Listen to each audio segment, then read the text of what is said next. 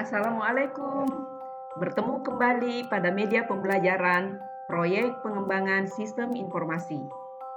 Bersama saya, Siti Arni. Pembahasan kita kali ini tentang manajemen proyek. Sebelumnya kita mengenal apa itu proyek. Proyek adalah suatu usaha sementara yang dilaksanakan untuk menghasilkan suatu produk atau jasa yang unik. Sementara berarti setiap proyek memiliki tanggal mulai dan tanggal selesai yang telah ditetapkan.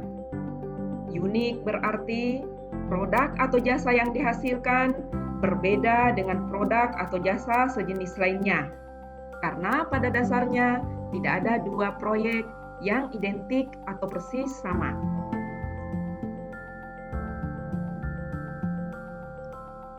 Beberapa contoh proyek dalam sistem informasi diantaranya proyek analisis kebutuhan sistem informasi, proyek desain database, proyek pengembangan software, proyek konstruksi jaringan komputer, proyek implementasi software aplikasi, serta proyek audit sistem dan teknologi informasi.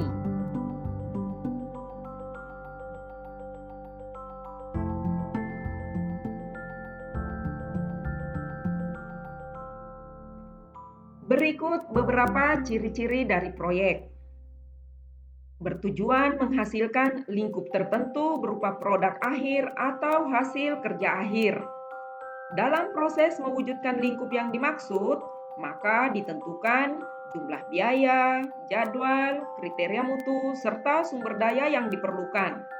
Bersifat sementara dalam artian adanya batasan waktu yang telah ditentukan. Titik awal dan titik akhir ditentukan dengan jelas. Non-rutin atau tidak berulang-ulang. Macam dan intensitas kegiatan berubah sepanjang proyek berlangsung.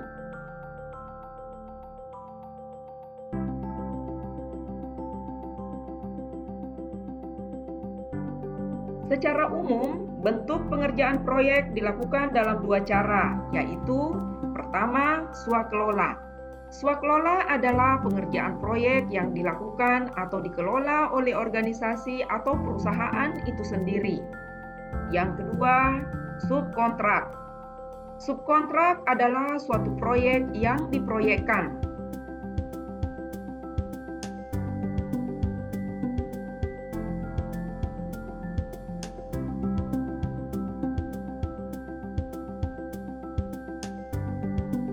Ada beberapa perbedaan antara kegiatan proyek dan kegiatan operasional. Untuk kegiatan proyek, bercorak dinamis dan non-rutin. Siklusnya pendek. Intensitas kegiatan dalam periode siklus proyek berubah-ubah. Kegiatan harus diselesaikan berdasarkan anggaran dan jadwal yang telah ditentukan. Terdiri dari macam-macam kegiatan yang memerlukan berbagai disiplin ilmu. Keperluan sumber daya berubah baik macam maupun volumenya. Untuk kegiatan operasional, berulang-ulang dan rutin, berlangsung dalam jangka panjang, intensitas kegiatan relatif sama, batasan anggaran dan jadwal tidak setajam proyek. Macam kegiatan tidak terlalu banyak, macam dan volume keperluan sumber daya relatif konstan.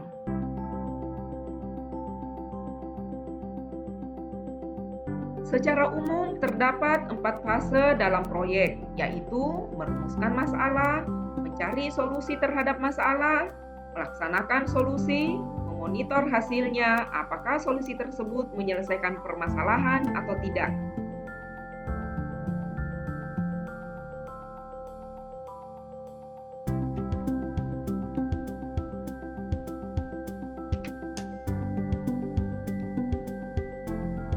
Tujuan manajemen proyek, efisiensi, baik dari sisi biaya, sumber daya, maupun waktu. Kontrol terhadap proyek lebih baik sehingga proyek bisa sesuai dengan skop, biaya, sumber daya, dan waktu yang telah ditentukan.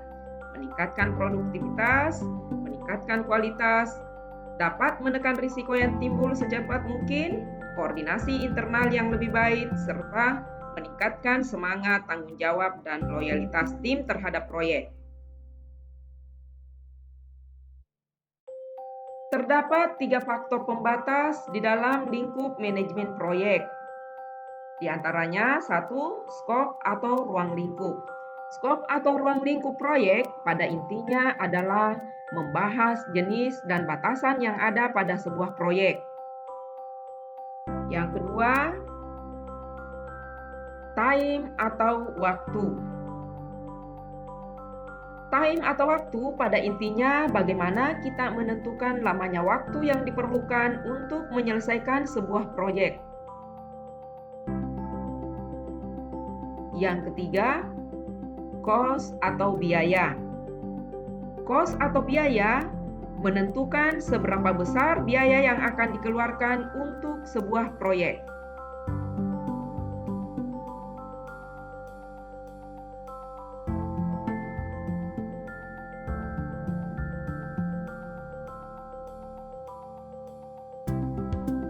Beberapa hal yang menimbulkan proyek.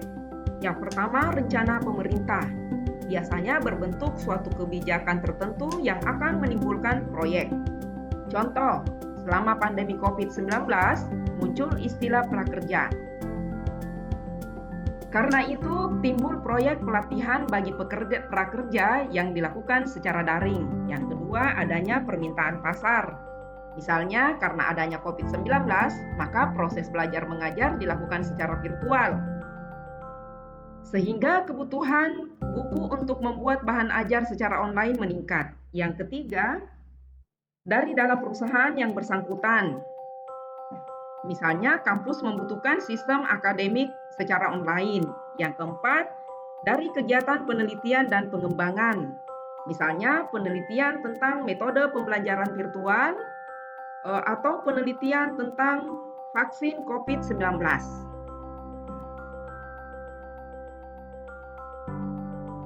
Demikianlah media pembelajaran kita kali ini. Sampai bertemu kembali pada media pembelajaran berikutnya. Terima kasih atas perhatian Anda. Assalamualaikum warahmatullahi wabarakatuh.